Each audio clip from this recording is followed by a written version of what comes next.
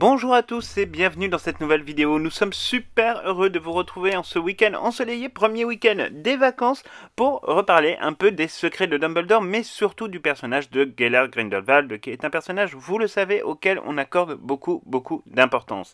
Alors, tout d'abord, avant de commencer cette vidéo, une très bonne nouvelle, même une excellente nouvelle, puisque ça y est, l'exploitation à ce stade des animaux fantastiques est terminée dans à peu près tous les pays du monde, mis à part en Chine, et on peut d'ores et déjà vous informer que les secrets de Dumbledore se sont classés effectivement à ce stade sur la 5e marche du podium au niveau du box-office mondial, dépassant de manière assez large, c'est-à-dire de plus de 4 millions de dollars, Sonic numéro 2, qui est pourtant vu comme étant un énorme succès, Uncharted aussi avec Tom Holland, qui était sorti, vous vous en souvenez, dans la poursuite de Spider-Man No Way Home, qui a fait 401 millions, et vous avez également tout un tas d'autres films qui sont bien derrière, dont d'ailleurs le film avec Daniel Radcliffe, et ça nous fait quand même un peu plaisir qu'il se plante, parce que c'est toujours sympa, La Cité Perdue, qui aura même pas ramassé 200 millions de dollars, ce qui ne rembourse même pas le film, et enfin tous les Morbius, Mort sur le Nil, etc., qui sont loin derrière.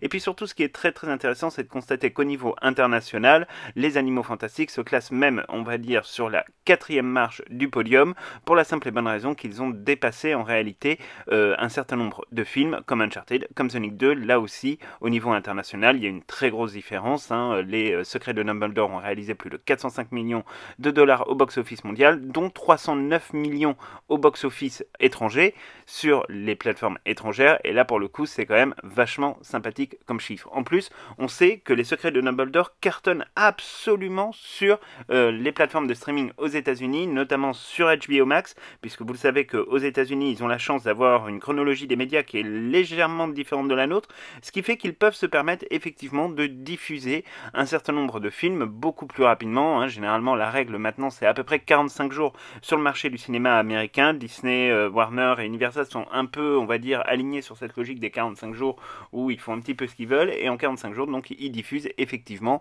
leurs films sur leur plateforme de streaming, certains moyennant un abonnement, d'autres moyennant en réalité juste un petit prix de location. Enfin, tous les systèmes sont viables, mais en tout cas ce qui est certain, c'est que le film cartonne absolument. Il est même classé numéro 1 de toutes les plateformes de streaming confondues, mis à part Netflix et Stranger Things, qui rentrent dans une autre catégorie, puisque là, en l'occurrence, il s'agit d'une série télévisée et non pas d'un film, mais de manière assez claire, assez évidente, on s'aperçoit bien qu'effectivement, les Secrets de Dumbledore fonctionnent très bien, et d'ailleurs, on pourra effectivement vous donner un certain nombre de chiffres, et notamment celui des visionnages sur les plateformes de streaming aux États-Unis à ce stade. Alors, comme vous le savez, les Secrets de Dumbledore, c'est donc largement premier sur HBO Max, puisque les Secrets de Dumbledore réalisent sur la période du 30 mai au 5 juin 2022 758 millions de minutes. C'est absolument énorme, surtout quand on voit par rapport au numéro 2, qui est The Amazing Spider-Man, vous savez, le premier volet avec Andrew Garfield, qui a été diffusé pour la première fois sur Netflix aux États-Unis, n'a récolté en fait que 478 millions. Et alors, chiffre encore beaucoup plus intéressant, c'est Top Gun, le premier volet, qui a été diffusé sur Netflix et Amazon, et qui là aujourd'hui est véritablement un phénomène. Il faut dire que le film Top Gun 2, si vous ne l'avez pas encore vu, on vous propose de courir dans le premier cinéma parce qu'il est absolument extraordinaire, même si ça n'a rien à voir évidemment avec Harry Potter. Le second volet est absolument extraordinaire, et à la fois sur Netflix et sur Amazon Prime, Top Gun, alors qu'il crève les stats du box-office en ayant dépassé le milliard, hein, ce qui est le premier film de l'année à dépasser le milliard de dollars de recettes au box-office, n'a fait que 405 millions de minutes alors qu'ils sont présents sur 2 plateformes. Pareil pour le Disney Encanto, qui est arrivé donc sur Disney+, il n'a réalisé que 362 millions de minutes, donc on voit bien, si vous voulez, quand même que la franchise des Secrets de Dumbledore est une franchise extrêmement forte et qui effectivement continue évidemment à faire parler.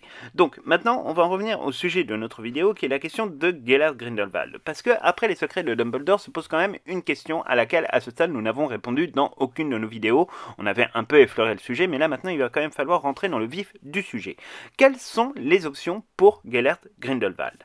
Alors, avant de répondre à ces questions-là, on va remettre un petit peu dans le contexte, notamment pour ceux qui auraient peut-être pas vu encore les Secrets de Dumbledore et qui n'ont pas eu le temps de le voir. Donc on va remettre un peu dans le contexte. Au début des Secrets de Dumbledore, Gellert Grindelwald est un criminel recherché par toute la communauté magique internationale. Enfin, il est recherché, mais au final, on sait que personne globalement ne le recherche. Tout le monde sait qu'il est à Normandgarde, mais personne va le récupérer parce que personne ne veut se frotter entre guillemets à ce personnage-là, autre que Albus Dumbledore, puisque de toute façon façon, tout le monde sait que effectivement Gellert Grindelwald est un sorcier au pouvoir absolument prodigieux et que personne effectivement ne voudrait prendre le risque entre guillemets de venir entre guillemets lui chatouiller les poils du nez. Donc là, en l'occurrence, on se retrouve dans une situation où finalement on est un peu dans une hypocrisie, c'est-à-dire que Gellert Grindelwald est condamné par l'ensemble de la communauté internationale pour avoir effectivement torturé des moldus, tué des moldus, enfin vous pouvez mettre ça à peu près toutes les sauces, mais au final tout le monde s'en fout et il y a une forme d'hypocrisie quand même qui est assez hallucinante. Ensuite, Gellert Grindelwald devient donc un candidat à la tête de la Confédération internationale des mages et sorciers, un candidat donc un peu surprise puisqu'il va être blanchi par le président ce qu'on appelle le Manitou suprême de la Confédération internationale des mages et sorciers, Vogel, juste avant donc qu'il rende ses fonctions. Donc il va blanchir Gellert Grindelwald. Alors là aussi c'est une question sur laquelle on pourrait parler pendant des heures. Est-ce que c'était juste de le blanchir ou non? Est-ce que c'était une stratégie entre guillemets politique? Est-ce que c'était finalement une nécessité? Là-dessus les questions peuvent se poser. On fera peut-être d'ailleurs une vidéo sur cette thématique dans le courant de l'été, on vous en reparlera. Mais en tous les cas, Gellert Grindelwald est blanchi à un moment donné par la Confédération internationale des mages et sorciers. Donc toutes les poursuites judiciaires menées par la communauté magique internationale sont évidemment totalement abandonnées, ce qui lui permet d'être candidat à la tête donc de cette Confédération internationale des mages et sorciers.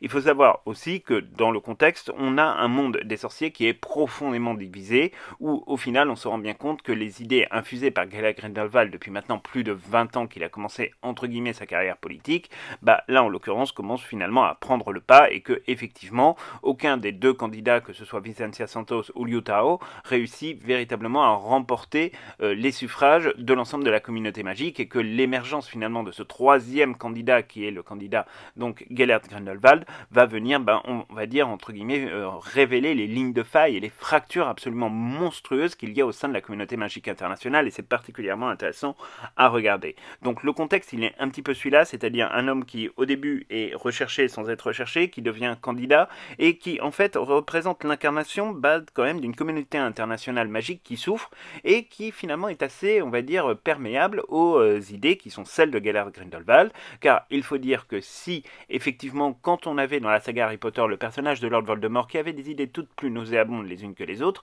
le discours de Gellert Grindelwald, si on se place d'un certain point de vue au niveau des sorciers et si évidemment on ne réfléchit pas à ce que Grindelwald met derrière ses idées, ce discours-là peut être entendu par une grande partie de la communauté magique qui souffre effectivement de cette logique entre guillemets de ségrégation entre le monde magique et le monde moldu. Et là-dessus, finalement, on n'a pas grand-chose à dire. C'est une théorie politique qui se défend plus qu'une autre. On avait déjà fait une vidéo d'ailleurs sur ce sujet-là, c'est pour savoir si Grindelwald avait-il vraiment raison ou non. Donc là, c'est vraiment un point de vue qu'il faut entre guillemets continuer à explorer. Donc le contexte, c'est celui-là. Ensuite, le bilan après donc les secrets de Dumbledore, le troisième volet des animaux fantastiques. Alors, le bilan, il commence tout d'abord évidemment par un coup d'état raté, c'est-à-dire que là où Gellert Grindelwald a tout mis en œuvre finalement pour réussir à se faire désigner par la communauté magique internationale à la tête de la Confédération internationale des mages et sorciers, on voit bien qu'il va échouer. Il va échouer grâce à l'intervention de Dumbledore et donc de la première armée de Dumbledore qui va réussir finalement à mettre à mal les plans qui étaient ceux de Grindelwald à l'aide du Qilin, etc., où il a effectivement essayé quelque part de subtiliser le pouvoir et notamment le pouvoir même symbolique, ce qui est quelque chose encore différent finalement du pouvoir populaire. On est vraiment sur la dimension du pouvoir symbolique grâce au Qilin et donc à ce moment-là on voit bien effectivement qu'avec un coup d'état raté ça va quand même être compliqué pour lui de revenir, mais ça on y reviendra un petit peu plus tard. Le fait est que de toute façon Grindelwald à la fin des secrets de Dumbledore n'est pas donc à la tête de la Confédération internationale des mages et sorciers et se retrouve donc finalement un petit peu mis au placard et là-dessus malheureusement pour lui il n'y aura pas grand chose à faire pour récupérer le poste, enfin quoique, parce qu'on peut mine de rien, et ça c'est le deuxième point du bilan qu'on fait un petit peu sur Grindelwald à la fin des secrets de Dumbledore, il peut y avoir quand même un problème de légitimité pour la candidate élue Vincentia Santos.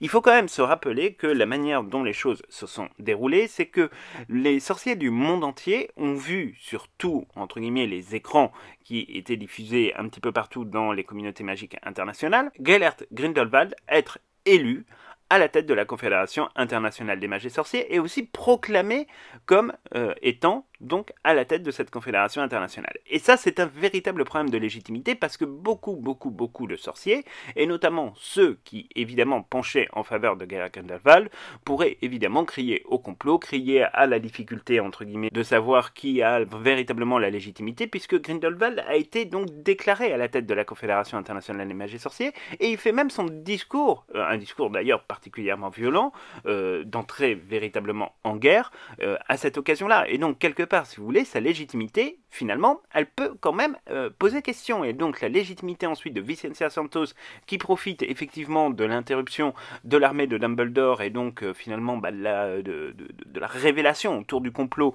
et de la nature du Queening qui a désigné Gellert Grindelwald, elle pose quand même question. Effectivement, est-ce qu'il fallait reprocéder entre guillemets à un vote ou pas? Est-ce que c'était pas trop tard? Enfin, pourrait y avoir une querelle probablement absolument dantesque de juristes spécialisés dans le monde magique, mais là, en l'occurrence, pour le coup, c'est vrai que ça peut être une véritable question et que certains membres de la communauté internationale peuvent, entre guillemets, se poser la question de savoir si, pourquoi pas, Gellert Grindelwald ne serait pas légitime, et légitimement en tout cas, le vrai maître de la Confédération internationale des mages et sorciers. Donc ça serait peut-être, entre guillemets, un point intéressant à observer dans les Animaux Fantastiques 4 et 5. Là-dessus, on peut évidemment se poser la question, puisque la légitimité, encore une fois, de Vicentia Santos peut être mise en doute.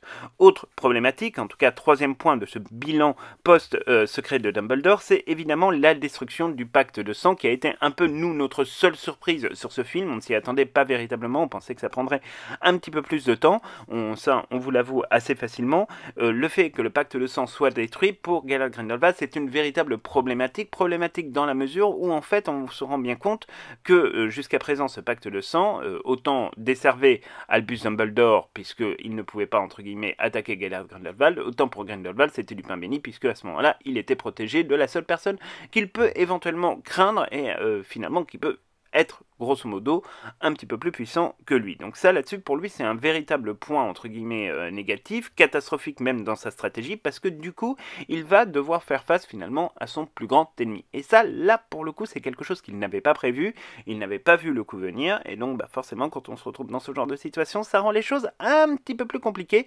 Et donc en l'occurrence sans pacte de sang, plus de protection, sans protection, au final maintenant il est exposé, et donc là-dessus il va falloir trouver entre guillemets quelques voies de recours pour éviter évidemment de se confronter directement à Albus Dumbledore, en tout cas dans une première partie évidemment de la suite des Animaux Fantastiques. Donc ça c'est, on va dire, le troisième point. Quatrième point évidemment qui est très important, c'est que les fidèles, on peut l'imaginer, de Gellert Grindelwald sont un petit peu déboussolés, c'est-à-dire que là où finalement Gellert Grindelwald va quand même garder un noyau très dur effectivement de proches, on pense notamment à Vindarosier, on pense à Zabini, etc. On peut aussi imaginer effectivement que ce sera compliqué de finalement garder tous ses fidèles à sa botte. Là-dessus, il y aura probablement de la déperdition dans les lignes, donc il faudra aussi regarder un petit peu comment se réorganise l'entourage de Gellert Grindelwald, notamment aussi après le départ de Queenie Goldstein. Queenie Goldstein, vous savez, qui avait rejoint Gellert Grindelwald dans les crimes de Grindelwald.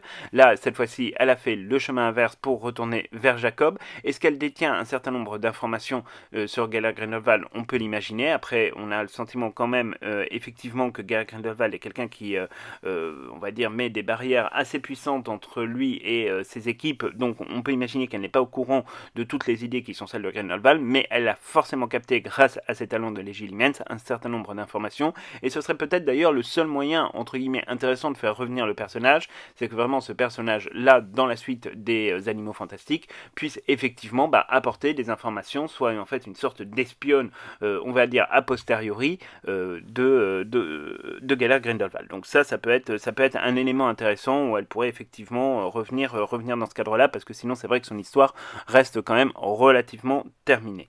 Alors, maintenant, une fois qu'on a posé et le contexte et le bilan, forcément, il faut se poser la question de quelles sont les options aujourd'hui pour Gellert Grindelwald. Comment, entre guillemets, les choses vont se mettre en place pour lui dans les prochains volets des Animaux Fantastiques. Alors, comme on vous le disait, Gellert Grindelwald, il bénéficie quand même encore et toujours d'un noyau dur de fidèles. On voit très sincèrement pas des gens comme Vindarosier venir quitter Gellert Grindelwald du jour au lendemain et se barrer parce qu'il n'a pas été élu à la tête de la Confédération internationale des mages et sorciers. Ça, là-dessus, on a beaucoup de mal à y croire. Il y a des personnages également également qui ont fait leur apparition, comme Helmut Schmidt, Henrietta Fleischer, etc., Zabini, qui peuvent finalement encore jouer un rôle, même si on peut imaginer que, pourquoi pas, au fond d'eux-mêmes, ils se posent des questions, et ça, là-dessus, ça reste encore évidemment une possibilité. Mais il y aura quand même encore et toujours un noyau dur, ce noyau dur qui va continuer à faire exister autour de Grindelwald, finalement, un certain nombre d'alliés, et pourquoi pas même de futurs recrues. Ça, là-dessus, ça peut être encore une possibilité. Ce qui est certain, c'est que Gellert Grindelwald doit absolument revoir l'ensemble de sa stratégie. Il ne peut plus du tout avancer de la même manière, comme quand il se pensait être en capacité d'être élu à la tête de la Confédération internationale des mages et sorciers. Là-dessus, maintenant, c'est un chemin donc qui est très différent, et un chemin différent qui va quand même lui permettre finalement peut-être d'avancer un peu plus dans l'ombre, il est vrai, un peu moins rapidement, il est vrai aussi, mais peut-être aussi d'être beaucoup plus diabolique, et c'est un peu le sens du personnage développé par Mads Mikkelsen, qui est un peu différent du personnage développé par Johnny Depp, où on voit bien qu'effectivement il y a une violence quasi institutionnelle chez ce personnage, qui finalement va faire en sorte peut-être de faire des étincelles dans le 4e et le 5e volet, une fois qu'ils seront confirmés et en production.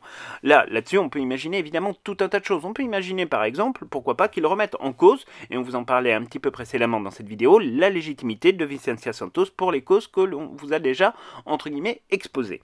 Ensuite, on peut imaginer évidemment qu'il va se lancer dans une guerre absolument profonde, peut-être en utilisant ceux justement qui doutent de la légitimité de l'élection de Vicencia Santos et qui considèrent finalement Gellert Grindelwald comme étant celui qui protège les intérêts supérieurs de la communauté magique. Ça, c'est possible aussi, hein. Il a un noyau suffisamment dur et il est suffisamment, entre guillemets, manipulateur pour continuer finalement à déverser ses idées dans une communauté magique internationale qui, on va pas se mentir, à la fin, les secrets de Dumbledore est toujours aussi divisé qu'au début. Hein. Là-dessus, il faut évidemment se rendre bien compte des choses.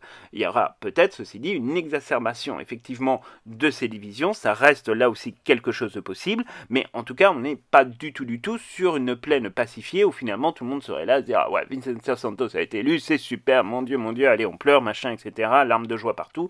Non, ce n'est absolument pas comme ça que ça se passe dans le monde magique, comme d'ailleurs dans le monde des Moldus. Donc finalement, il faut quand même bien se rendre compte que les choses peuvent évidemment beaucoup bouger là-dessus. Donc cette guerre, maintenant, il doit la lancer. De toute façon, il l'a déjà teasé finalement dans son discours d'intronisation. Il n'y a aucune raison qu'il revienne, entre guillemets, sur sa volonté de déclencher la guerre aux Moldus. Et c'est là où, en fait, on arrive un petit peu à quelque chose d'assez intéressant. Parce qu'on sait que les animaux fantastiques est condamné à un saut chronologique à un moment ou à un autre dans le récit, qui va finalement nous emmener aux portes de la Seconde Guerre mondiale et sur la fin de la Seconde Guerre mondiale, puisque vous le savez, le duel qui va advenir donc entre Gellert Grindelwald et notre camarade Albus Dumbledore se déroulera en 1945 à la fin de la Seconde Guerre mondiale. Donc du coup on est vraiment dans cette espèce d'angle là finalement historique où on peut plus rester dans les années 30 comme c'était le cas avec les secrets de Dumbledore qui se passent vraisemblablement en 1932. Là on va devoir véritablement faire un saut quantique entre guillemets dans le temps pour effectivement revenir à des possibilités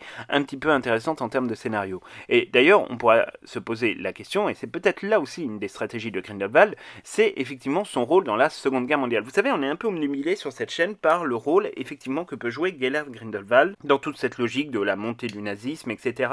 Vous avez fait toute une vidéo sur Grindelwald et le nazisme justement parce qu'il y avait des choses assez intéressantes, en tout cas à notre sens, à vous raconter. Vous pouvez la retrouver évidemment dans notre playlist consacrée aux secrets de Dumbledore, mais aussi aux grandes idées et aux grandes théories du monde magique. Et donc on pourrait imaginer effectivement que Gellert Grindelwald s'impliquerait beaucoup plus finalement entre guillemets dans la manipulation, pourquoi pas, allons-y gaiement, de proches d'Adolf Hitler. Est-ce que par exemple on ne pourrait pas imaginer que Gellert Grindelwald place sous le sortilège de l'Emporium un certain nombre de cadres par exemple du régime nazi et donc accélère de fait par exemple l'avènement de la Seconde Guerre mondiale? C'est quelque chose qui est possible et d'ailleurs qui est peut-être quelque part dans la tête de J.K. Rowling, car souvenez-vous que dans les événements de Harry Potter et le prince de sang mêlé, on apprend notamment que Kingsley Shacklebolt a été mis à la disposition entre guillemets du premier ministre moldu, entre guillemets pour jouer le rôle de secrétaire, mais qu'il est là effectivement pour s'assurer que personne ne placera le premier ministre moldu sous le sortilège de l'Emporium. Signe finalement que cette stratégie elle est possible. Placer un dirigeant moldu sous finalement la conduite d'un sorcier, c'est quelque chose qui pourrait se faire. Alors on ne pense pas que J.K. Rowling irait jusqu'à imaginer que Adolf Hitler est placé sous le statut de l'Emporium parce que ce serait quelque part d'éloigner Hitler finalement de sa responsabilité dans les événements de la Seconde Guerre mondiale, donc il y a peu de probabilité qu'elle aille jusque-là quand même, mais par contre qu'il y ait un certain nombre de cadres du régime effectivement du NSDAP et du régime du Troisième Reich qui se retrouvent finalement sous le contrôle de Grindelwald et de ses sbires, c'est quelque chose de tout à fait possible et qui peut effectivement expliquer un certain nombre de choses. Là-dessus, on peut vraiment jouer avec l'histoire, ça peut être quelque chose de très marrant, de lier à la fois les deux mondes et de voir en fait la duplicité et la perversité qui est celle de Grindelwald. Là-dessus, il y a des choses vraiment mais absolument passionnantes à imaginer. Là-dessus, faut vraiment peut-être explorer entre guillemets cette logique-là. Évidemment, l'option aussi qui va être celle de Grindelwald, c'est de lever une nouvelle armée, c'est-à-dire que là, il va falloir qu'il capitalise véritablement sur ceux qui pensent qu'il est peut-être le grand Manitou suprême de la Confédération internationale des mages et sorciers, puisque sa légitimité avait été assurée et déclarée. Donc on peut imaginer pourquoi pas qu'il y ait cette logique-là, mais il y a véritablement aussi la logique en fait de rassembler ses fidèles et que ces fidèles passent cette fois-ci à l'action plutôt que d'être dans le soft combat entre guillemets où finalement on avance les idées, mais on ne rentre pas entre guillemets dans une guerre tant que le chef n'a pas déclaré la guerre. Là, en l'occurrence, le chef a déclaré la guerre, donc on peut imaginer qu'effectivement cette logique finalement de soft, un petit peu soft dans les combats, va devenir une logique un peu plus hard, et ça, là-dessus, ça peut être aussi quelque chose d'assez intéressant, et ça peut revêtir une dimension intéressante. On peut imaginer qu'effectivement Dumbledore va prendre une place aussi qui sera tout autre, hein. On vous fera une vidéo sur le même sujet, d'ailleurs, au sujet de Dumbledore, parce que c'est intéressant de comparer les deux, donc on peut imaginer Dumbledore en chef de guerre, ça reste une possibilité là aussi, face à Gellert Grindelwald et ses armées. D'ailleurs, on peut même se poser la question de savoir si Gellert Grindelwald réussira à arriver à son ambition, qui était celle, confiée par Albus Dumbledore d'ailleurs à Harry Potter dans Harry Potter et les reliques de la mort, de créer une armée d'Inferi. Est-ce qu'il va y arriver à un moment ou à un autre? Là-dessus, ça pose une question. Nous, on imagine quand même que c'est possible. Alors, est-ce qu'il a besoin de la pierre de résurrection? Il ne peut pas l'avoir, donc il faut qu'il passe par un autre moyen. En même temps, rien ne dit qu'un Inferi peut être créé uniquement avec la pierre de résurrection. Donc, au final, tout est possible. Là-dessus, il y a véritablement tout un tas de possibilités. Ce qui est certain aussi, c'est que Gellert Grindelwald va devoir tout mettre en œuvre pour essayer de se débarrasser d'Albus Dumbledore, qui évidemment est son danger mortel. Donc là aussi, ça pose la question de comment il va s'y prendre, avec quels moyens, avec quelles équipes, avec quelle stratégie. Là-dessus, évidemment, il va se poser beaucoup de questions. Nous, en tout cas, là-dessus, on est franchement assez impatients de voir ce que l'avenir nous réserve. Donc voilà, grosso modo, pour nous, quelles étaient les options qu'on a un peu imaginées. N'hésitez pas, vous, dans les commentaires, à nous dire quelles sont les options que vous imaginez, vous aussi, également, pour le personnage de Gellert Grindelwald dans les futurs développements des Animaux Fantastiques 4 et 5. Encore une fois, nous, ça nous passionne véritablement d'explorer les suites de ce film qui a quand même été très bien réalisé, malgré parfois quelques petits déficits structurels. Là, en l'occurrence, on a eu quand même un film qui nous en a appris pas mal et finalement qui nous apporte plus de questions d'ailleurs que de réponses, et ça, c'est quelque chose finalement qu'on aime plutôt bien dans les films de J.K. Rowling, et on espère véritablement que vous aussi, vous serez intéressé par les développements éventuellement qu'on vous a présentés.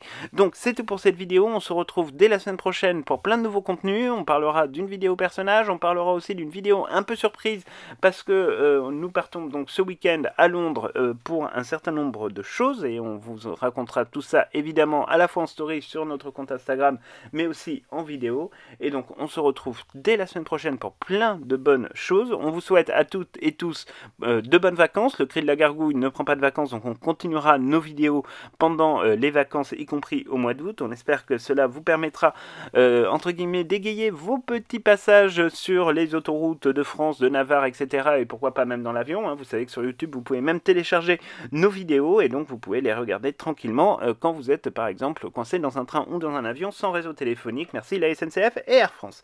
Donc c'est tout pour cette vidéo, on se retrouve très bientôt pour de nouvelles aventures et d'ici là profitez bien de cette semaine ensoleillée.